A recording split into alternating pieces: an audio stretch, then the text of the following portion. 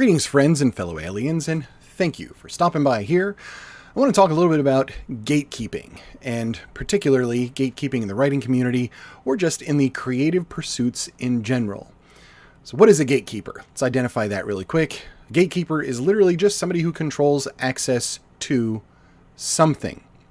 They have a place, for sure, in modern society, but in the creative arts, I don't think it's a good thing.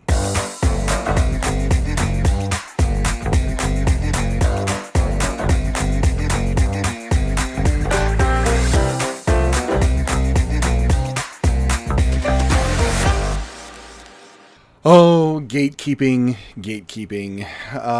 So I have some thoughts on this, and I wanted to hit back at a tweet that I threw out. Wait, is it called tweeting anymore? I don't think so.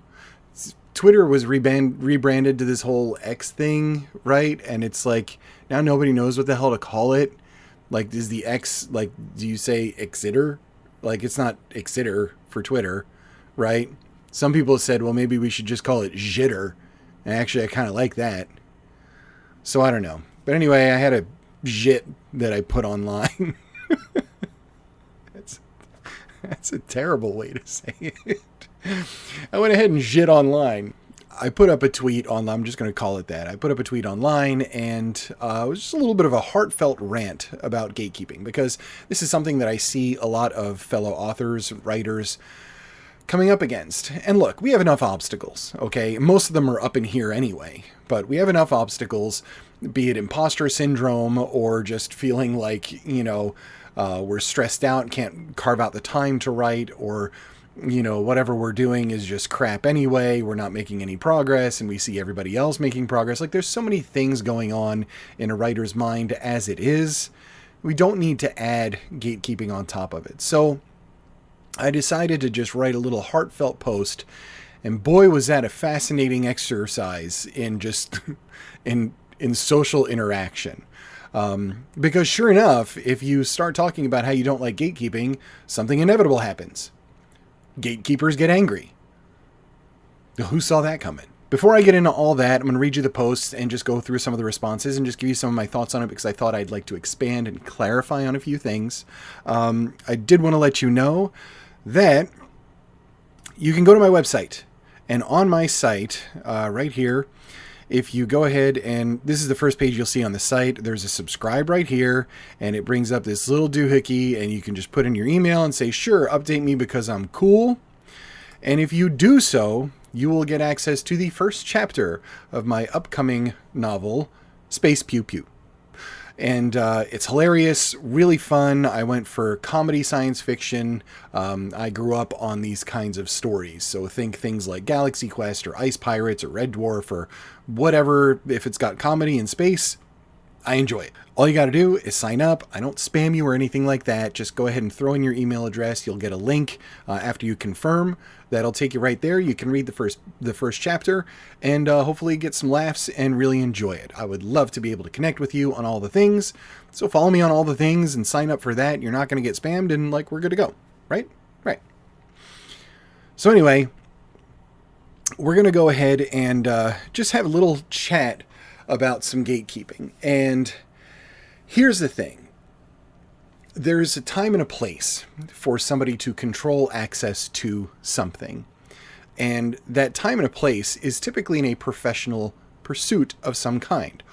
For instance, if I'm going to see a physician, I think gatekeeping in the medical community is probably okay, right? You want to make sure that they are credentialed, that they've had their study, that they know what's going on inside of a human body, right? Otherwise, anybody and everybody can just call themselves a physician, no matter what it is that they do for a living, and be like, yeah, I'm also a doctor or whatever. Is there something wrong with your guts? You know what I mean? And you'd end up having things like, Gary's exhaust garage and also colonoscopy clinic, right? Will service both your rear ends or something like that. And so you definitely want something where you keep certain sorts of professions that need some kind of professional credit and training and all those kinds of things. Sure enough, right? We keep those aside. Gatekeeping is just what's going to happen. You're going to need to get approved. You're going to be in front of a board, et cetera, et cetera, et cetera, if it's like legal or what have you. But we're talking about creative pursuits now. So I'm talking about writing. I'm talking about being an author. I'm talking about being an artist, being a poet, being a musician. Any of these things.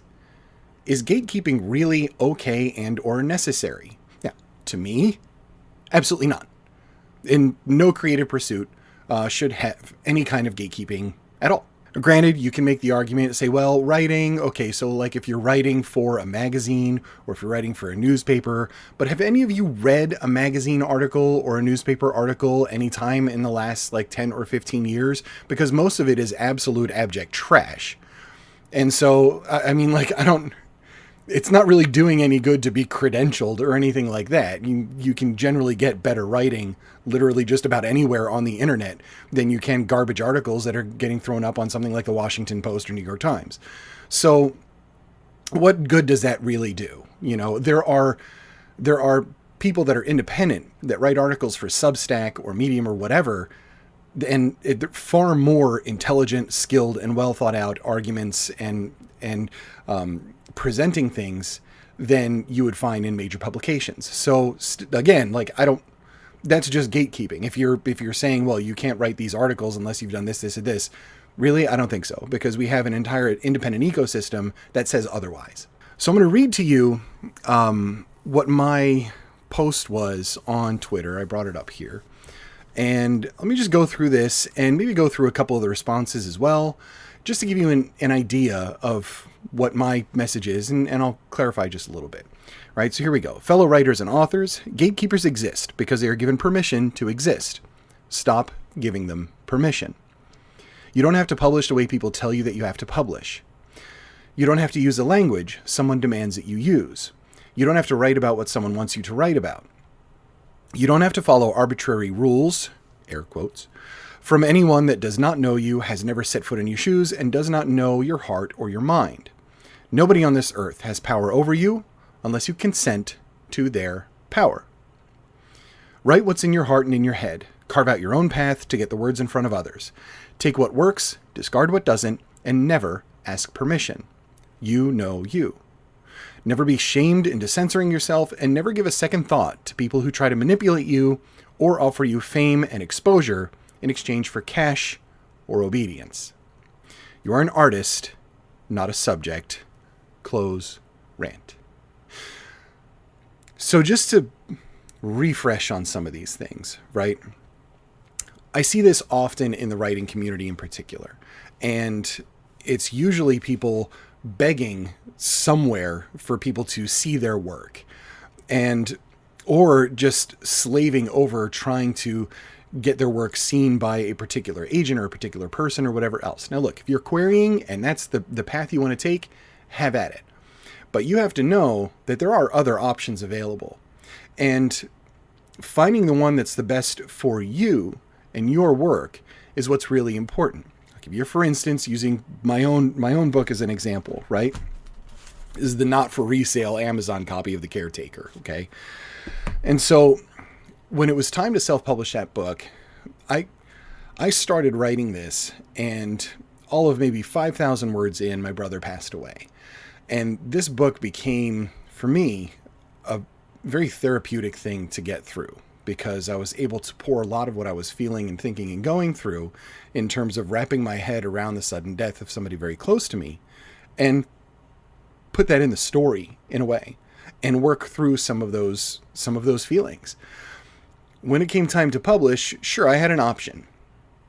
I can try and get this in the hands of a publisher. I can try and get this in the hands of an indie publisher, or I can try to go the traditional route, or I can just start looking for an agent and here's my book and start querying and so on and so forth.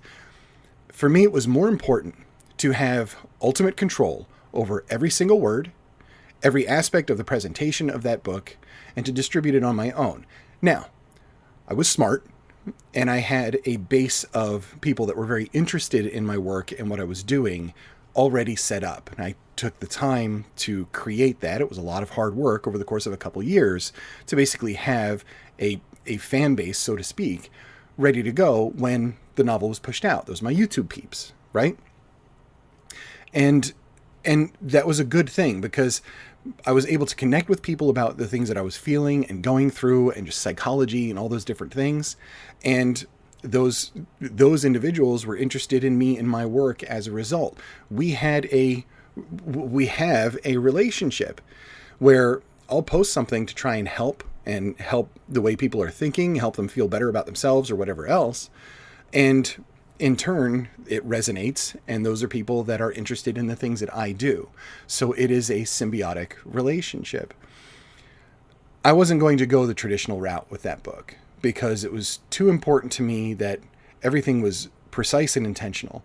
And it worked. And I had great success with that book.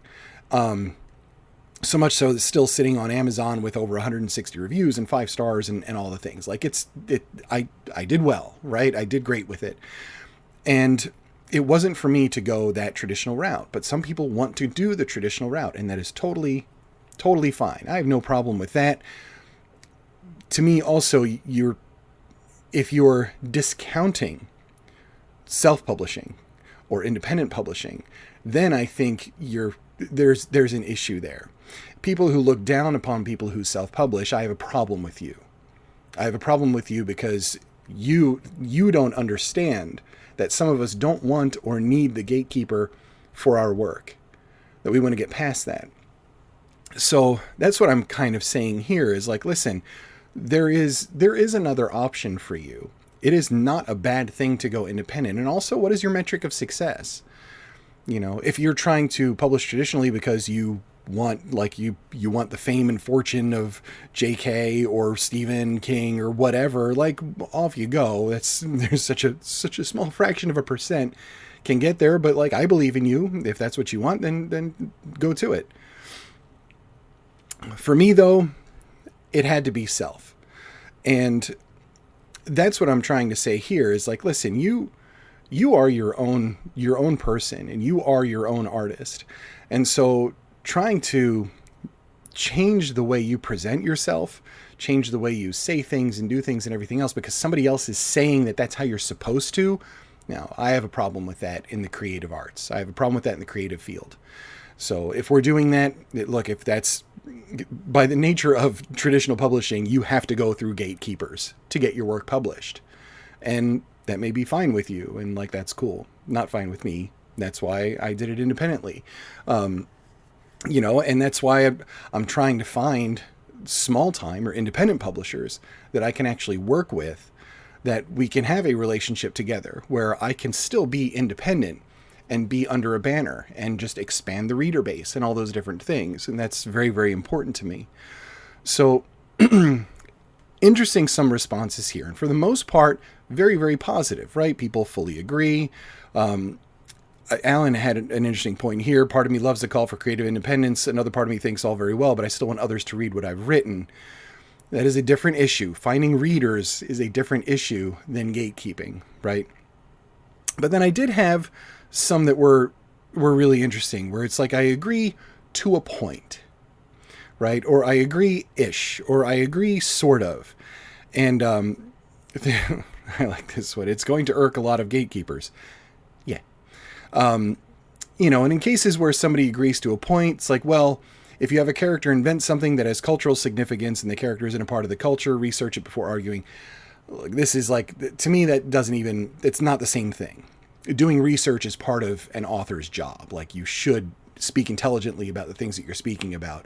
But if I want to have, by that logic, we can't write anything about any other culture or anything else. I don't buy into cultural appropriation. I think it's just a bunch of crap. So I'm going to write whatever it is that I want to write. I'm going to do the research for whatever it is I'm researching, and I'm going to write it. I'm not going to let somebody, and this is the gatekeeping part, tell me that I can't have a character that's black in my book because I'm not black. That's just the dumbest thing ever. So I'm like, let's just drop all of that nonsense, because that's exactly what it is. You don't have to have a lived experience for a certain type of person in order to write that person. I can write a military veteran in my book. I am not a military veteran, but I can easily get in touch with one and ask them about their experiences, and off you go. That's not sensitivity reading. That's not like a sensitivity thing. That's just being accurate, which I think is just really important for an author. And Maybe you're writing satire and it doesn't even matter. And all you want to write are the stereotypes because some of it's funny. Well, off you go. Write the humor. I do that. I do that all the time because it's kind of a blast, and people who don't take it all that seriously really, really enjoy it. The people who are outraged by absolutely everything coming across them at any given moment, they're not going to like it. I don't care. Doesn't matter. Still writing. Still a good person. Still putting words down. Off we go. So with some of these, yeah, I like this. I heard someone say one time that at the age of 4, every single one of us is an artist. And we all go to school and some educator somewhere sits us down and says, now here are the rules. Well said. Yeah. We definitely get this in terms of the writing community where people will say, well, if you don't read a book every week, you have no business writing. That's gatekeeping and it's a bunch of crap and I don't buy that. Stephen King's advice. I hate Stephen King's advice. It's the same gatekeeping nonsense. Well, if you don't do it this way, which is the way I do it, then you can't do it at all. That's a bunch of garbage. Of course you can. And so if you don't have a book that's following the 3-act structure, then it's not going to be a good book. Nonsense. That's trash also. Like there's so many different things about all of this where you hear people say, if you don't do it this way, you can't do it or you shouldn't be doing it. If you don't write 1,000 words every day, you have no business writing. You'll never be able to write a book. Again, absolute nonsense. And I talk to authors all the time. Some of them working 10, 12 years on one book and finish it. And they're not writing 1,000 words every day. 1,000 words every day over 10 years that's a really big book. That's too big. I would hate to edit something like that for sure. So my whole point to this thing is like, listen, you are your own path. You're on your own path. You don't have to listen to anybody. You don't have to obey anybody. You don't have to do anything the way somebody says that you have to do it. You can carve your own way, and you should carve your own way. You shouldn't be trying to copy the way another writer does something. Certainly, there's something to be said for following along with what successful people have done, but that doesn't have to be you. And I think we get into some danger when we try too hard to be somebody else. Use your voice, write your words, and do it your way. And if that way means querying agents, go for it. If that way means throwing your work at every traditional publisher you can find, go for it. If that means finding an independent publisher, that's just a small-time thing where you can have a good relationship, do it. And if that means self-publishing on your own, do that. There's no reason to think that you can't go a certain way just because somebody has told you that you shouldn't. That, to me, absolutely ridiculous. So listen, thanks for stopping by and thanks for listening to all this stuff. Yeah, let me know your thoughts. Let me know your thoughts on gatekeeping and gatekeepers in general. I'm curious to see some comments on this. I realize not everybody agrees, and some people think gatekeepers are great in the creative community. They think that books should be run through a bunch of people that know what they're doing before they're published to make sure that we don't have trash books going up on the internet. I'm the type of person that says, well, trash books are going to get trash reviews or no sales whatsoever, so let the market decide. That's how I do it. So thank you so much. Really appreciate it, and I will see you again very, very soon.